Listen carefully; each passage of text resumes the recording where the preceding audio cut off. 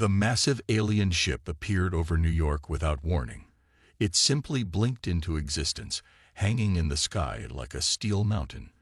The strange thing was how calm everyone remained.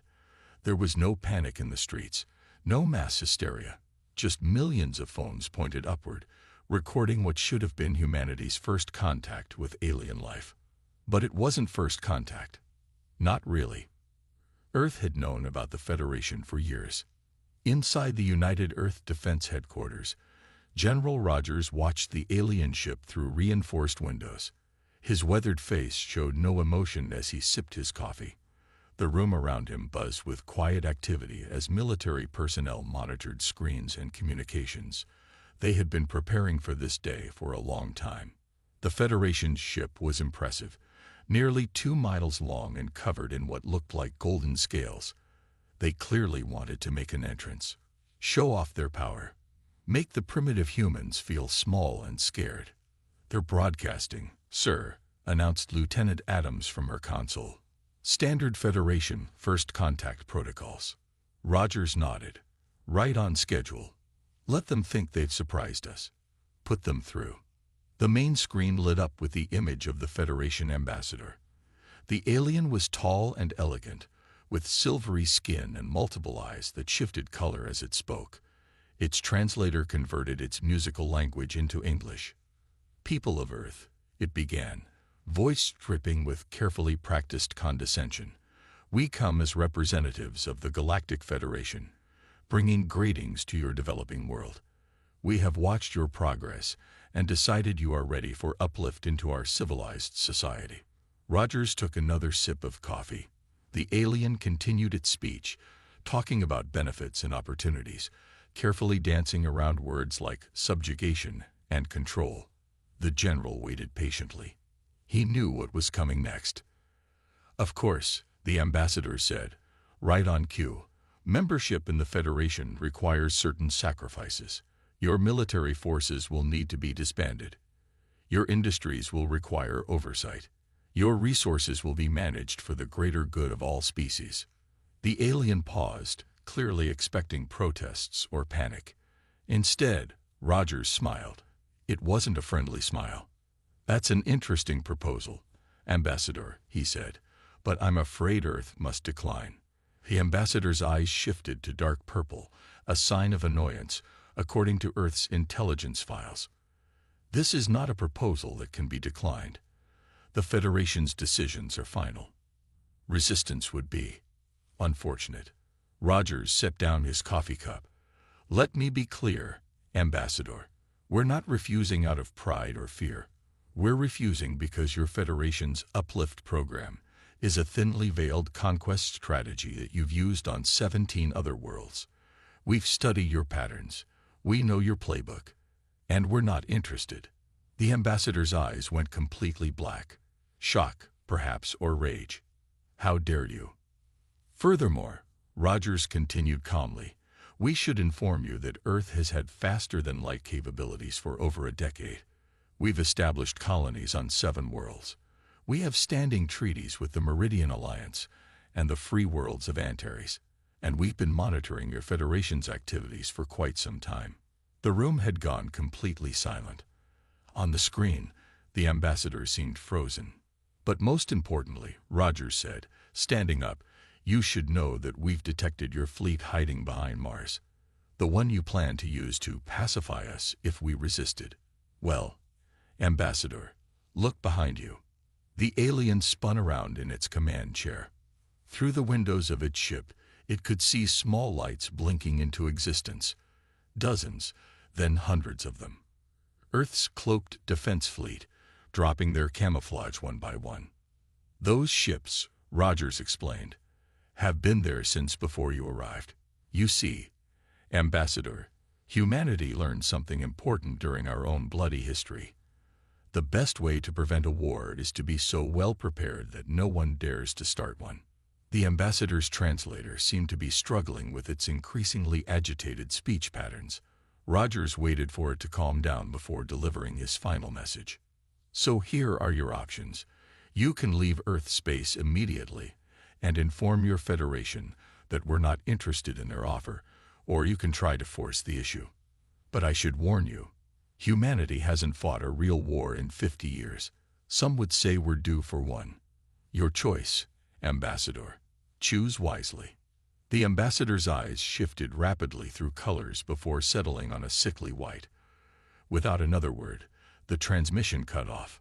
Minutes later, the Federation ship blinked out of existence, retreating as quickly as it had arrived. Lieutenant Adams checked her readings.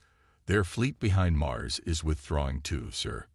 Rogers picked up his coffee cup again. "They'll be back," he said quietly. "And next time, they won't try to talk first." He turned to face the room of quiet professionals around him.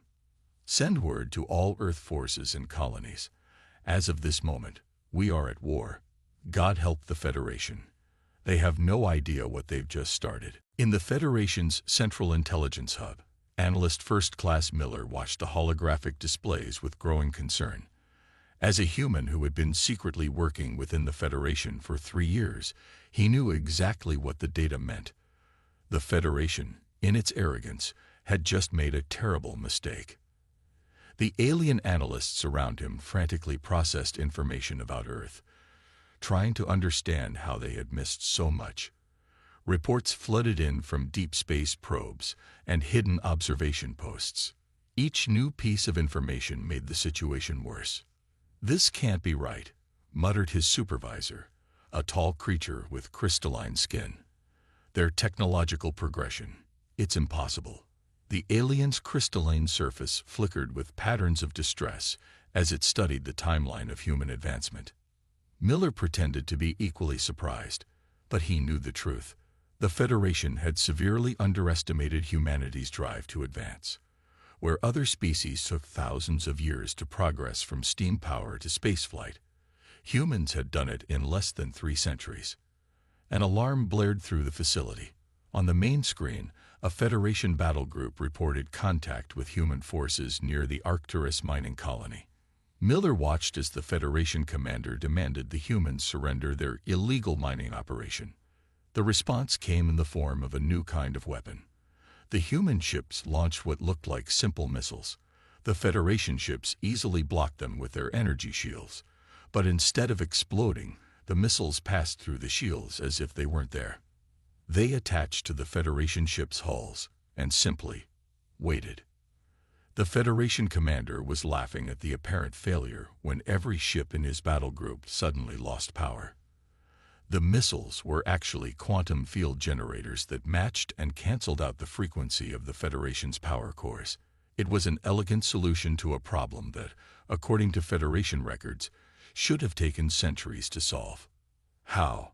The crystalline supervisor demanded, its surface now a chaos of confused patterns. How did they develop quantum field manipulation so quickly? "We've been working on that technology for 300 years. Miller knew the answer but kept quiet. Humanity had learned early that the best way to survive was to hide their true capabilities. The Federation had been watching Earth for decades, but they had only seen what humans wanted them to see. More reports came in. Federation intelligence discovered that Earth's death world status wasn't just about the planet's higher gravity and extreme weather patterns. It was about the humans themselves. They had evolved on a world that tried to kill them every day, and instead of dying out, they had adapted. They had turned their harsh environment into an advantage. The supervisor pulled up footage from the first and only ground assault the Federation had attempted. They had landed troops on one of Earth's smaller colonies, expecting an easy victory. The video showed Federation soldiers, some of the best warriors in the galaxy, being systematically taken apart by human defenders. Where Federation troops fought with standard tactics and formation, humans seemed to attack from everywhere and nowhere. They used the environment itself as a weapon. They adapted their strategies on the fly. Most disturbing of all, they seemed to get more effective as the battle grew more chaotic. "Look at this," another analyst called out. "Their neural patterns during combat. They're enjoying it. They're actually having fun." Miller smiled inwardly. The Federation was just beginning to understand what they were dealing with. Humans weren't just soldiers. They were the product of millions of years of evolution on a planet that demanded creativity, adaptability, and a certain amount of controlled insanity to survive. A new alert flashed across the screens. The Federation's most advanced research facility, previously thought to be completely hidden, had just been captured by human special forces. Not destroyed. Captured. The humans wanted the technology intact. They were already learning, adapting, improving. The crystalline supervisor turned to Miller, its surface now showing patterns that indicated fear. Your species, you're not just warriors. You're not just survivors. What are you? Miller stood up slowly, knowing his cover was no longer needed. We're human, he said simply. We spent our entire history fighting. Against nature, against each other, against everything that tried to kill us. We got really, really good at it. But we also learned from every fight. We grew stronger. We evolved. He looked at the screens showing more Federation defeats, more human victories. And now, thanks to your Federation's decision to attack us, we have a whole galaxy of new things to learn from. The supervisor's crystalline surface went completely dark with terror as it finally understood. The Federation hadn't started a war. They had awakened something that had been waiting, watching, and preparing. Something that had turned its entire history of violence and survival into a strength. They had given humanity an excuse to show the galaxy exactly what they could do. And now, there was no going back. The Federation's Supreme Commander stood before the Emergency Council meeting, trying to explain how everything had gone so wrong. The massive chamber was filled with representatives from 100 worlds, all demanding answers about the human problem. Our initial strike failed, the commander admitted, his scaled armor shifting uncomfortably. But we have assembled the largest fleet in Federation history, 10,000 ships. We will crush these humans with overwhelming force. In the back of the chamber, Admiral Jones of Earth's Deep Cover Intelligence Unit watched silently. The Federation still didn't realize how many humans had infiltrated their ranks. They were about to learn some very expensive lessons. The first lesson came 3 days later. The Federation's massive fleet emerged from faster-than-light travel near Earth's solar system. They expected to find a panicked defense force. Instead, they found empty space. No signs of human ships, reported a Federation sensor operator. Their orbital defenses are gone. Their military installations, they're abandoned. The Supreme Commander smiled. They ran, just as I predicted. Begin the invasion. His words cut off as space itself seemed to ripple around his fleet. Thousands of small objects appeared, previously hidden by technology the Federation hadn't known existed. They weren't ships.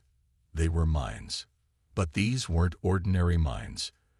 Each one was a tiny quantum computer, linked to all the others. As the Federation fleet scrambled to raise shields, the mines began their work. They didn't explode. They hacked. The Federation's most advanced cyber defenses, designed to resist attacks from other Federation ships, had never faced anything like human computer systems. The mines slipped through digital barriers like they weren't there, spreading through ship systems like a virus. We're losing control, shouted the sensor operator. The ships, they're accepting new commands. The Supreme Commander watched in horror as his fleet began to move on its own. Ships turned their weapons on each other. Navigation systems activated randomly, sending vessels crashing into one another. Communication systems broadcast every secret command code to the entire galaxy. Then the human fleet appeared. They had been hiding in plain sight, using captured Federation cloaking technology that they had modified and improved. The Supreme Commander finally understood. The humans hadn't abandoned their defenses. They had simply made them invisible. The battle that followed wasn't really a battle. It was a slaughter. Human ships moved in ways that Federation tacticians had deemed impossible, pulling maneuvers that should have torn them apart. Their weapons bypassed shields, their armor shrugged off Federation energy weapons, and their targeting systems never missed. But the worst part was how the humans fought. Federation doctrine called for organized, efficient combat. The humans seemed to have no doctrine at all. Each ship fought differently, adapting their tactics moment by moment. There was no pattern to predict, no strategy to counter. "Sir," his second-in-command reported, voice shaking, "we're detecting energy signatures we've never seen before. The humans, they're not just using our technology. They're combining it with their own, creating new weapons in the middle of combat." The Supreme Commander didn't respond. He was watching a human ship take on 3 Federation cruisers.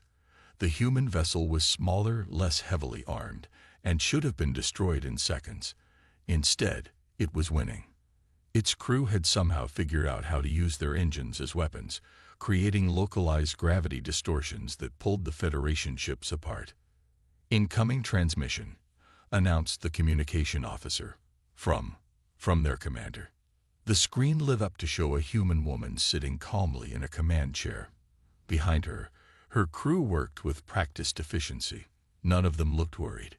None of them looked afraid. "This is Admiral Reynolds of the Earth Defense Force," she said simply. "Your fleet is lost. Your invasion has failed, but we're willing to offer you a chance to surrender." The Supreme Commander snarled. "Surrender? To primitives like you?" Reynolds smiled. It wasn't a kind smile. "Primitives, your Federation has spent thousands of years perfecting your technology. We've spent thousands of years perfecting the art of war. Want to guess which is more valuable right now?" As if to emphasize her point, another Federation ship exploded nearby. The Supreme Commander watched as his mighty fleet, the largest ever assembled, was systematically taken apart by an enemy they had grossly underestimated. "Here's what you need to understand," Reynolds continued. "We're not just fighting your ships. Right now, human strike teams are attacking every major Federation military installation. Human hackers are dismantling your communication networks. Human agents are encouraging rebellion on your frontier worlds. We're not trying to win a battle, Commander. We're dismantling your entire civilization." She leaned forward. "So what's it going to be? Surrender now, or find out what else we can do?" The Supreme Commander looked at his burning fleet and made the only choice he could. But as he gave the surrender order, he realized something terrifying. This wasn't the end of the war. It was just the beginning of humanity's rise to power. The Federation's top scientists gathered in their most secure facility, trying to understand why their weapons kept failing against human ships. The captured debris from recent battles made no sense.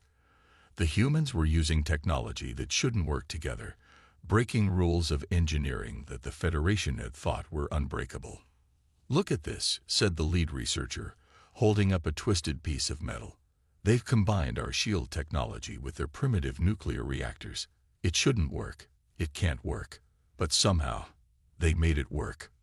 In the corner, a human prisoner watched them with amusement. The Federation had captured him during a raid, hoping to understand human tactics. Instead, he had spent the last week pointing out flaws in their security systems. They kept him around because his insights were too valuable to ignore. "You're thinking about this all wrong," the prisoner said, examining his handcuffs with mild interest. "You see technology as a finished product. We see it as a starting point." Before anyone could respond, alarms blared through the facility. The main screen showed a human fleet emerging from hyperspace. The Federation scientists rushed to activate their defenses, but the prisoner just smiled. "Right on time," he said, and his handcuffs fell away. They had been unlocked for days. He had just been waiting for the right moment. The human fleet didn't attack the facility. They didn't have to. Instead, they deployed something new. Swarms of tiny robots that the Federation's sensors couldn't track. The robots slipped through shield gaps that the Federation hadn't even known existed. "Those are cleaning drones," one scientist said in disbelief. "They turned maintenance robots into weapons." The prisoner stood up, no longer pretending to be contained. "You know what makes humans different?" he asked, walking to a control panel. "We don't just adapt our technology. We adapt ourselves. Every failure teaches us. Every defeat makes us stronger. We turned our greatest weakness, our short lifespans, into our greatest strength. We have to learn fast because we don't have centuries to perfect things. Outside, the cleaning drones were dismantling Federation defenses with terrifying efficiency. They worked together like a swarm of insects, finding weak points and exploiting them. The Federation's automated defense systems couldn't target them. They were too small, too numerous, and too unpredictable. Your species had 10,000 years to develop your technology, the prisoner continued, typing commands into the panel. You made everything perfect, unchanging, reliable. And that's exactly why you're losing. You don't know how to handle things that don't follow your rules. The facility's shields suddenly dropped. The prisoner had bypassed security that the Federation had thought was unbreakable. But he hadn't hacked it. He had simply asked the computer system to do something it had never been programmed to prevent. Here's today's lesson, he said as human troops began teleporting into the facility. Humanity's greatest weapon isn't our technology. It's not our weapons. It's our creativity. We look at your perfect, unchanging systems and see 1,000 ways to make them do things you never imagined. The human troops moved through the facility with practiced ease. They didn't kill the Federation scientists. They had better uses for them. Instead, they secured the facility's databases, downloading centuries of research that humanity would take apart, reconstruct, and improve. Impossible, whispered the lead researcher, watching years of work being copied in minutes. Your species is too young for this level of advancement. Too aggressive, too unstable. The prisoner laughed. You say unstable like it's a bad thing. Stability means staying the same. Humanity embraces chaos. We thrive on it. Every problem is a chance to learn. Every battle is a chance to evolve. He gestured to the human troops, who were already setting up new equipment. In the time we've been talking, our engineers have probably found 3 ways to improve your facility's power systems. By the end of the day, we'll have turned your research into something new. Something better. The lead researcher finally understood what made humans so dangerous. The Federation had spent millennia creating perfect, unchanging systems. Humanity had spent its entire history learning to break systems apart and rebuild them better. Welcome to the future, the prisoner said, no longer a prisoner at all. It's going to be messy, unpredictable, and constantly changing. In other words, it's going to be human. The Federation Council met in emergency session, but this time they weren't meeting in their grand chamber.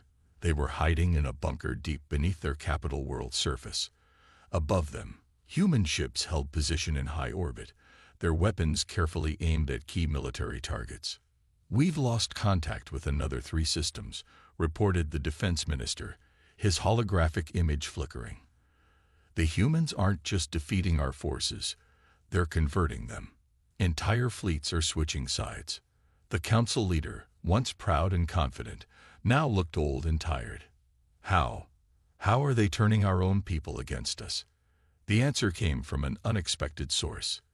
A Federation cargo pilot stepped forward, then pressed something on his wrist. His appearance shimmed and changed, revealing a human operative.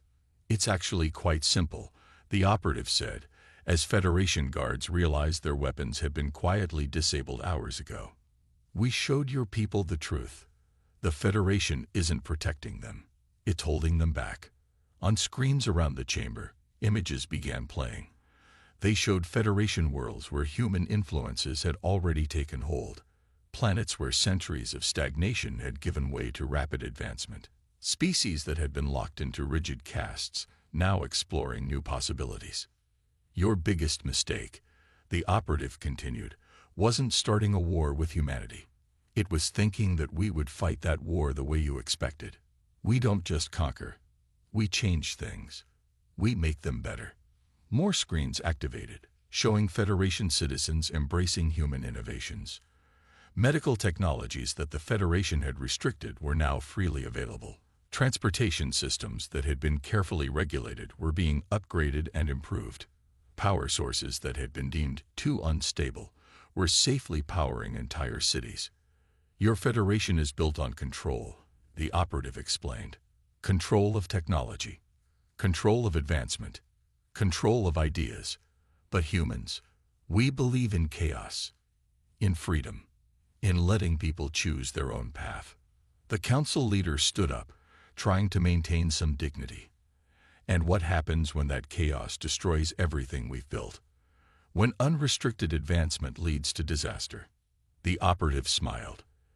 You mean like how we destroyed ourselves? How our technology led to our doom? Oh wait, that didn't happen. We faced our challenges. We survived. We grew stronger. And now we're teaching others to do the same. Outside the bunker, more Federation ships appeared in orbit, but they weren't there to fight the humans. They were defecting. Their crews had seen what humanity offered, not just advanced technology, but a new way of thinking about it. Here's what's going to happen next, the operative said, now clearly in control of the room. The Federation as you know it is over. But we're not here to destroy it. We're here to help it evolve. He pressed another button, and new images appeared.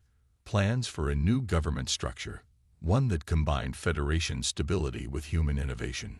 A system that encouraged advancement while maintaining safety. Freedom with responsibility.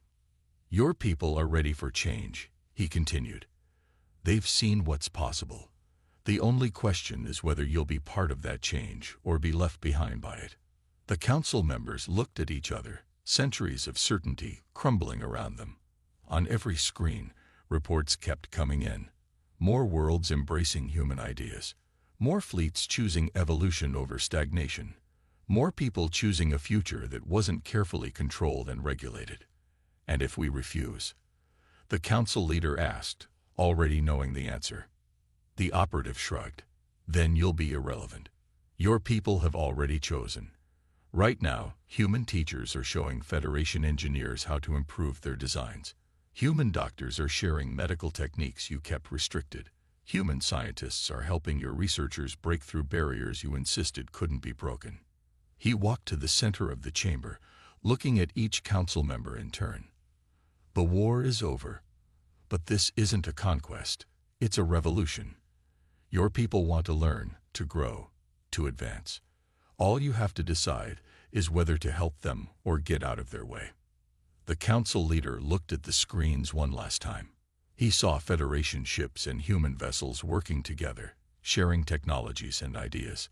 He saw his people embracing change instead of fearing it. He saw the future coming, whether he approved or not. Very well, he said quietly. Tell us what you want us to do. The operative smiled. That's the first lesson. We don't want to tell anyone what to do. We want to show them what they can do.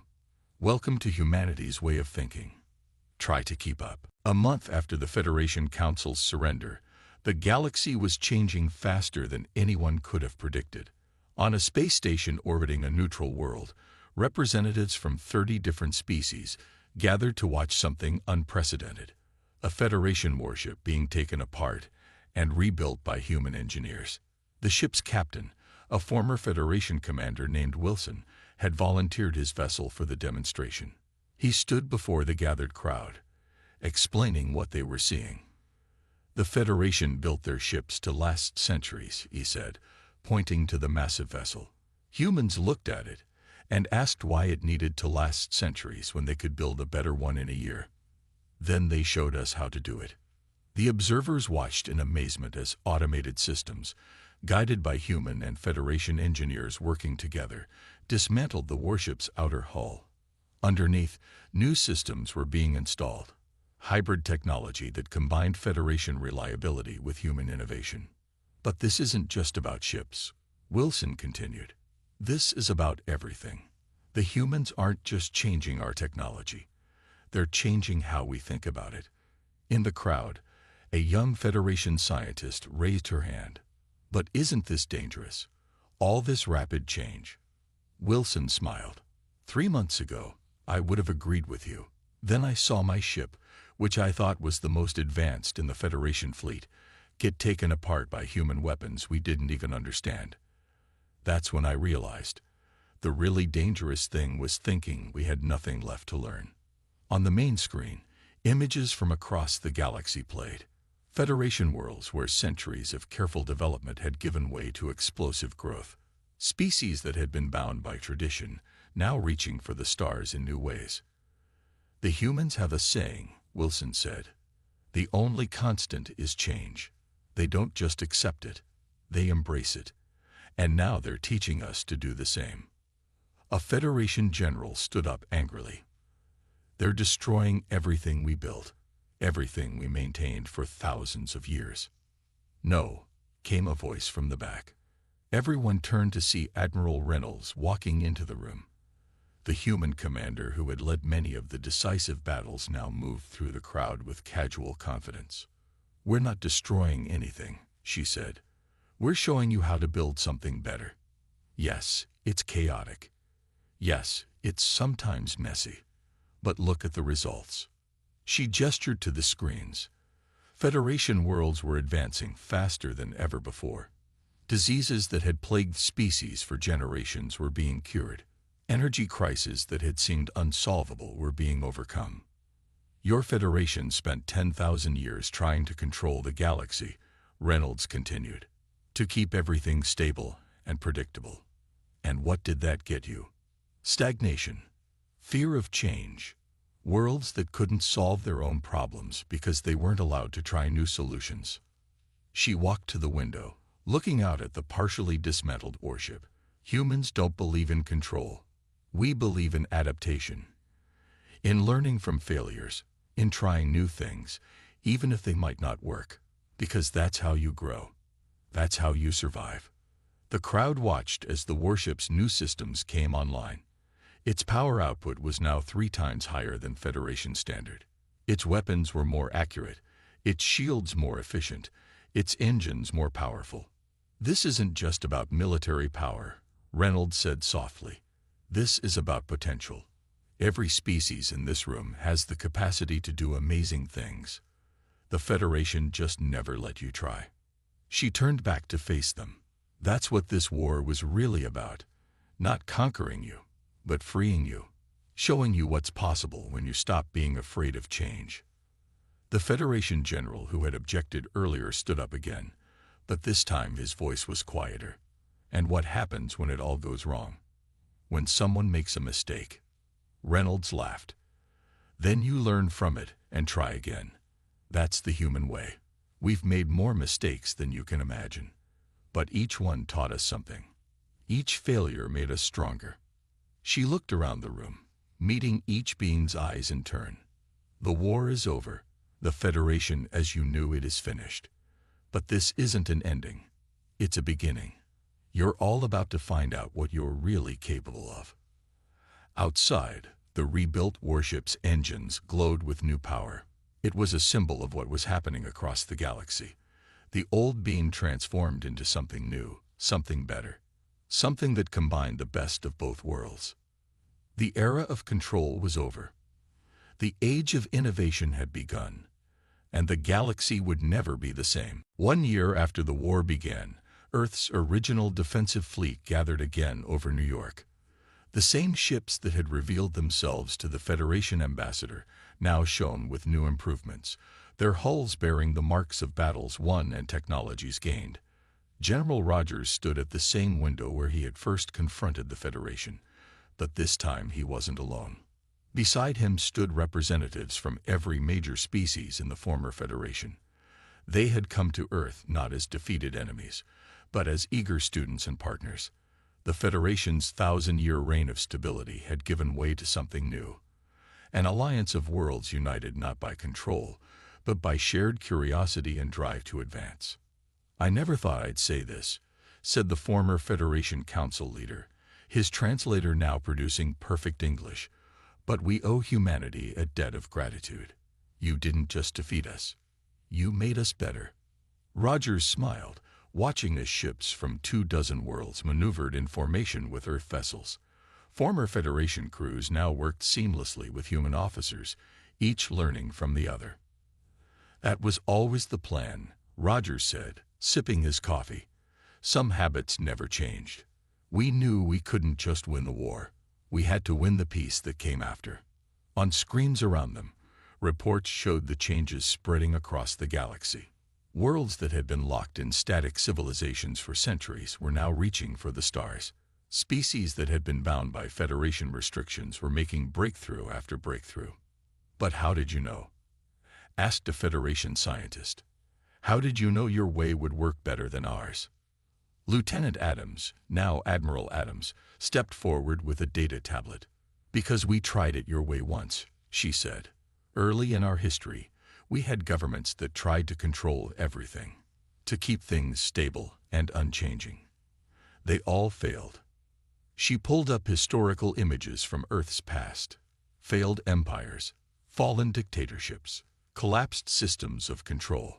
We learned that the only way to truly advance was to embrace change. To accept that progress is messy and sometimes dangerous, but always necessary. The former council leader looked troubled. We thought we were protecting the galaxy, keeping everyone safe. Safe doesn't mean frozen, Rogers said quietly.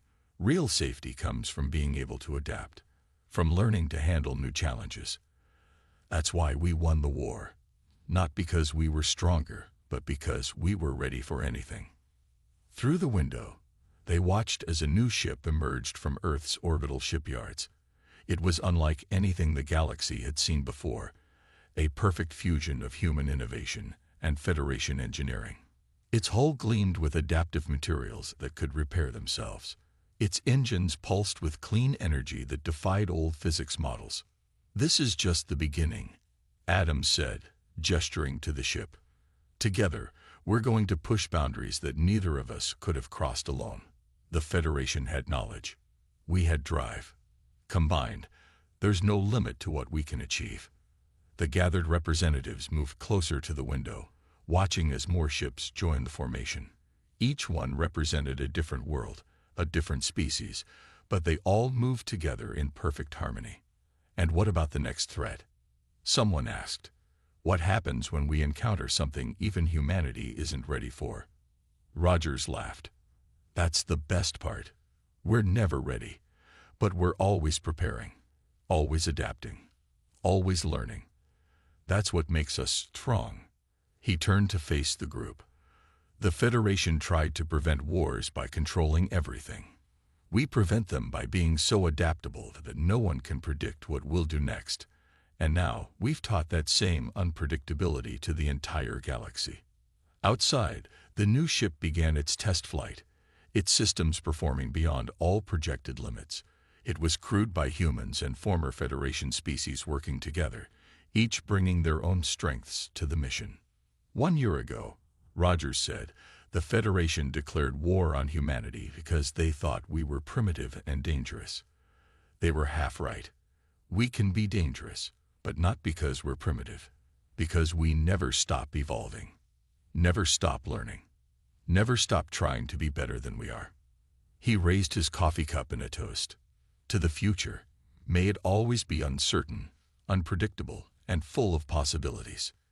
The others raised their own drinks, some in Federation ceremonial cups, others in human coffee mugs.